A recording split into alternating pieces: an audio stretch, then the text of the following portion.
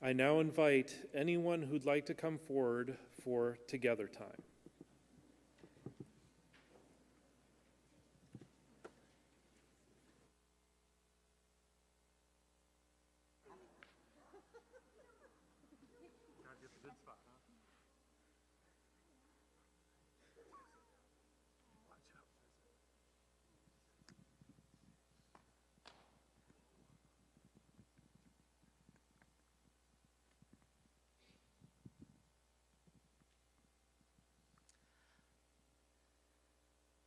Good morning. My name is Katie Resendez, and I'm the Director of Children's Ministry here at UUC Phoenix. Today, I want us to practice something before I tell you a story. See, I'm going to get to talk about UU history, which is really cool, because it's a history that we're part of. Right? We get to step into this line of history, but the thing is, when we tell historical facts, a lot of times we like to say, a long time ago, because that makes it feel further away, right? Not me, someone else, a long time ago. But when we step into a history and we say we're part of this, we claim it, and we say, even if something happened back there that we don't like so much, we're part of that river, we're part of that history, and we get to be part of the change. Okay. So, I'm going to talk about some things in UU history that didn't go so well. We're going to practice saying, oh, we messed up. Say it with me. Oh, we messed up. Okay. We're going to say that a few times. And then there's something I want to practice doing that we only get to do once in this story. We get to be the screeching record that stops. So, first, how many of you know what a vinyl record looks like? Okay. And Mr. Sam, can you tell us what happens when the needle skips and the record screeches to a stop?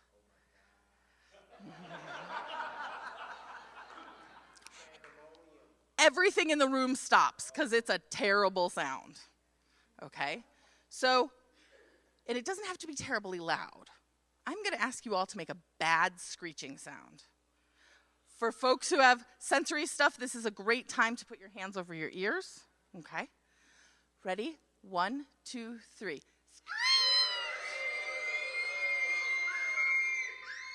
Okay, but it needs to be a little bit shorter, so let's watch my hand. So it's going to go screech and stop, because if it goes on forever, people get used to it.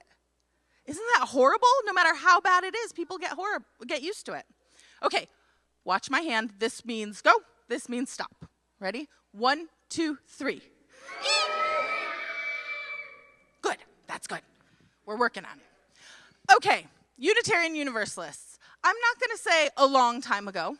I'm going to say in our history, there was a time when some of our ancestors joined a movement called eugenics. And this movement said that there were people who, because of the way their brains act or their body functioned, they did not deserve to have children. And that meant that they believed that there was a group of people over here who could decide whether or not a group of people over here should be parents. Let's practice our first line. Ugh, we messed up. That was horrible. Horrible. There was a time in Unitarian Universalist history when we realized how bad slavery had been. And we realized the damage it had done. And so we as a faith promised in writing to make better, to put money and education out there to fix it. We made a big deal of the promise that we were going to do and how we were going to fix it. And after we made that promise, we did nothing. Yeah. Yeah,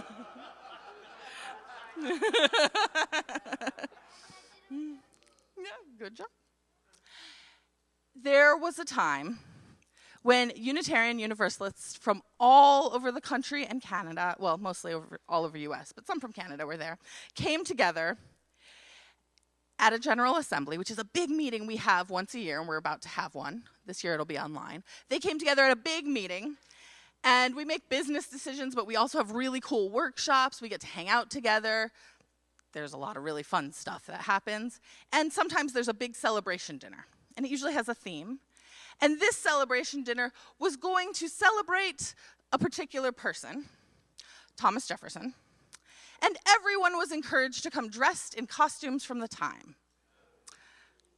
What do folks know about the time that Thomas Jefferson was alive? Okay, I know some of y'all took history. I just saw an announcement about people taking AP tests. So what do we know about when Thomas Jefferson was alive?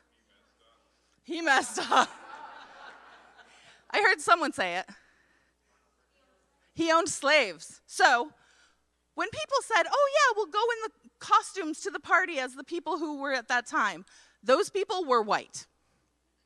They did not think about what it meant to be African American and be asked to go to a party themed about the time of slavery. Right? And what happened there, we can't say, oh, we messed up yet, because the mess keeps going. When people heard about it, they said, wait, stop. But their voices weren't strong enough, they weren't powerful enough to make the shriek of the record. So they had to go to allies and be like, hey, this isn't going to work for us. And the people they went to said, oh, yeah, we hear that, but we put a lot of money into this party. And people really got into their costumes. Let's go through with this and we'll figure out and fix it later. Now we get to say it. Oh, we messed up. A few years ago, I went to a conference in Denver of Unitarian Universalist religious educators. Addie, what do you think a religious educator is? Do you have a guess? Oh, Bela has the guess for you. Okay. Someone who teaches someone about religion. Yep, there you go. Someone who teaches people about religion. And in this case, it's Unitarian Universalists. I went to a conference. The very first night, I drove from here to Denver. Got there just as the opening opening meal was starting. And everyone was in there, and it was very crowded and full, and I had driven a long way. So I went up to my hotel room, took a shower, came back down. By the time I came back down, the first workshop had started. And remember, in general, Unitarian Universalist educators spend a lot of time talking about consent and giving people the power of their voice. When I walked into the workshop, the very first thing I was told was, Carrie, do you mind if I make you uncomfortable for a second? Okay. Everyone stand up. That's what we were told. Please don't do this. Everyone stand up. Introduce yourself to the person in front of you. Hi, I'm Katie. Nice to meet you. Now take 2 steps close to them so that your toes are touching. And then have a conversation about a difficult topic. Have your seat. Like science, I wish. That would have been good. Did you know she's a chemistry teacher? But we were told to do that and told that it would make us a better person and to just trust the process. And we should feel okay about it. And other people in other places had done this before, so we should be fine doing this. And that we were going to spend the entire 4 days working on a conflict management form that required us to get close and intimate with people, so we needed to practice it. Consent has been breached, exactly. So I went out and sat in the hallway. I kind of watched. The next activity started. The next activity was for half of the people to stand still and kind of put your hand on a chair with their eyes closed, while other people took a certain number of steps to get to the next person, and then the person with their eyes closed was supposed to disclose something. So one, how many of you feel comfortable standing in a crowded room with your eyes closed while other people walk around in an indeterminate way? One brave soul. But for the most part, it was kind of intimidating, and then to be told what to say without opening your eyes was a bit much. So at that point in the evening, I suddenly had tons of friends. Everyone came out in the hallway. Not everyone, but about a third of the people were out in the hallway with me at that point. One of the people who came out was Aisha Hauser. Aisha is now one of the lead of the ministerial team for Church of the Larger Fellowship, which is our largest denomination worldwide, our largest congregation worldwide. And she looked around at everyone who was out there. People who were out there tended to be brown, black, queer, victims of violence. Everyone who left were people that had been oppressed in some way and who these tools of communication had been used against us, either directly to control us and tell us what to do and break our consent, or to tell us that the way we were talking was wrong, the way we were raised was wrong, or that our actual voices were wrong. So something amazing happened that night. Even though all the money had been spent on these speakers, even though the whole weekend had been planned, the record screeched. And everything stopped. We spent the next 4 days breaking up into small groups and going back together and back and forth and talking about how to fix it. We canceled all of the events that were planned except for the meals. And we made sure that everyone was able to eat on their own if they needed to, or in community if they needed to. Yep, made sure they didn't have to go into any of the weird spaces. We told the facilitators who had been hired, here's why we're not going to keep going with you. Have a good one, bye. Please don't come back to the hotel for this duration. And we made some huge, huge changes.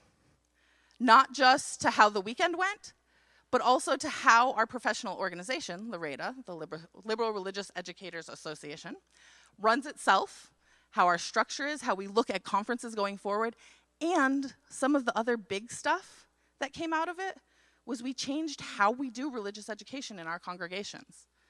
Because of our willingness to say, nope, that was wrong, we messed up, stop that record, and change things. And it was hard. And it was yucky. And I remember seeing lots of people cry. I remember I was really cold that whole weekend because it was Denver, but also because there was a lot of walking around outside and having to think about stuff and process stuff. And it stunk. But it was a time where we said, oh, we messed up. And we fixed it. We messed up pretty bad, so it was worth fixing. And I think it's important to remember that when we are together in community, all of the resources that we have are resources we can use to fix it. And resources we can use to come together and to make things way, way better. So let's hope that in the future, when we say, oh, we messed up, that we make sure that that record needle goes, screech! Thank you, everyone.